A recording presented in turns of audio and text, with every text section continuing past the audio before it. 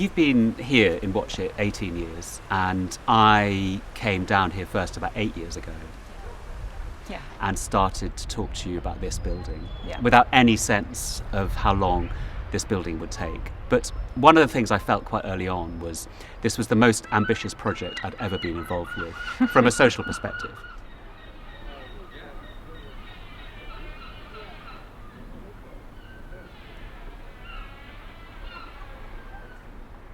So I don't even think that we thought it was ambitious. It just seemed the only thing that could happen.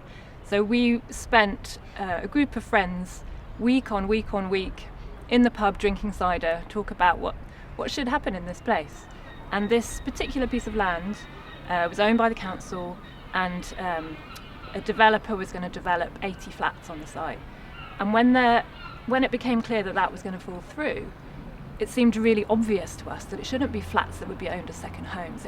It should be something that would benefit the community and make this place even better.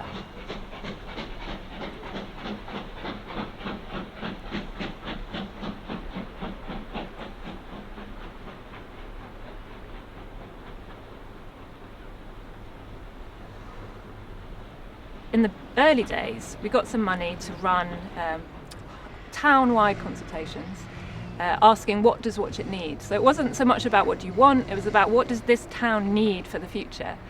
And we had conversations everywhere we could, so school fetes, football club, British Legion, called them community conversations, because consultations makes everyone die inside a little bit. It's also kind of patronising. It's really patronising. So it was more about let's have a conversation about this and let's talk about it. And that's how they were organised. It was a way in which getting every single person who was there to say what they thought and what they were afraid of and what they really hoped for and what the best kind of future that they could imagine looked like. What did it look like? It often looked quite similar. Did it look like that? People wanted vibrancy, and they wanted activity, and they wanted fun, and they wanted playfulness, and they wanted it to feel somewhere that they would be welcome. So I think that's where contemporary architecture is really important. It came incredibly quickly because we've been working here for like 5 years by that point. Yeah. And it just kind of made sense because, really this town is a plinth with little buildings on top of it. I mean, if you look at those sheds there, that is the building. And then if you look above it, the little quirky ad hoc bay windows popping out. I love all this stuff. I love Clevedon Pier, but I also love this stuff, the kind of ad hoc improvised.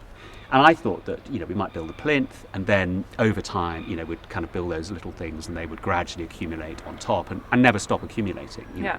But remind me what happened when we presented this back in this incarnation to the town. Because there's been a few previous incarnations. That's right. So we've taken it out to the community in terms of these community conversations 5 times. So we had almost every year. We had, this is how we're thinking now, and we talk about it. And then more often than not, what happens when you have these community conversations is that you're talking to people who have lived here all their lives and they know what works and what doesn't work, and they've seen things before and they've seen the things that have failed, and that all came into the conversation. So it was really clear what needed to change and what was going to work and what wasn't going to work. So without those community conversations, it would have been a kind of hollow and empty building that wouldn't have worked.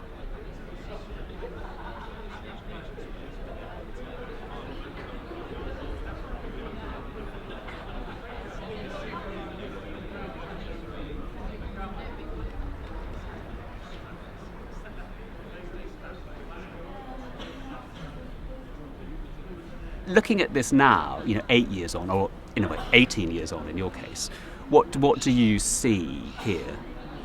So what I'm really excited about is that I think what we've managed to create is the sense of a town or a village in itself. So we've extended Watchet, we've taken what's amazing about Watchet, so the public space that you can explore, the buildings that feel like they've been added to each other, the kind of little hidden places. Whenever you go to a new place, there's always courtyards that you just find anew, and we've got that here. But also what's happened is that from living here, we know so there's about 190 different community groups here, all doing loads of different things and all adding to the vibrancy and the reason to come here. And what we're doing is recreating that in East Quay. So there's all of these different artists doing all of these different things. There'll be community groups, there'll be education, there'll be school groups, there'll be musicians, there'll be theatre. So it's kind of just continuing the buzz that already exists in Watchet and allowing it into a new space where it can really flourish and more can happen. So really what we're trying to do is take the best of what is Watchet and put it into a new building and expand it.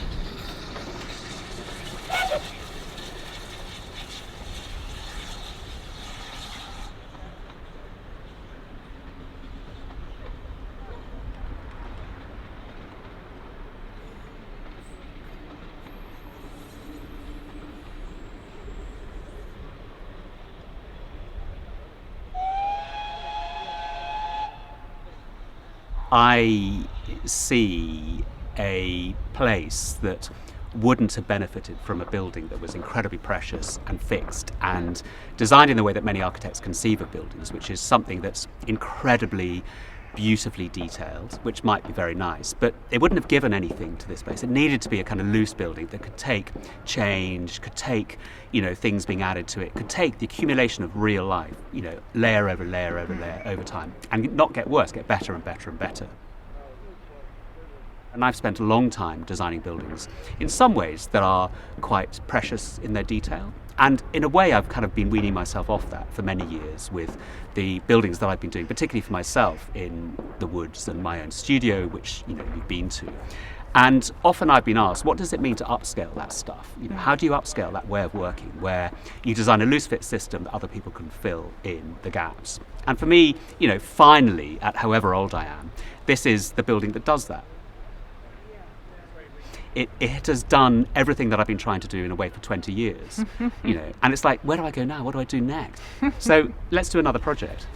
Well, yeah, let's do it. And the thing I really love about it is that it's kind of been built and it's owned by so many different people. Exactly. So when we were trying to write a list of who to thank, it's like, oh my God, it's like 300 people. I know. Because so many, it's like a whole ecology in itself. Amazing. So many people have been involved in the design, but also delivery, the kind of the internal fit out, it's just this whole, and it goes out in the same way that a town or a village does. Of course. It had to be multiple hands because otherwise it wouldn't have been true to this place. It wouldn't have been true.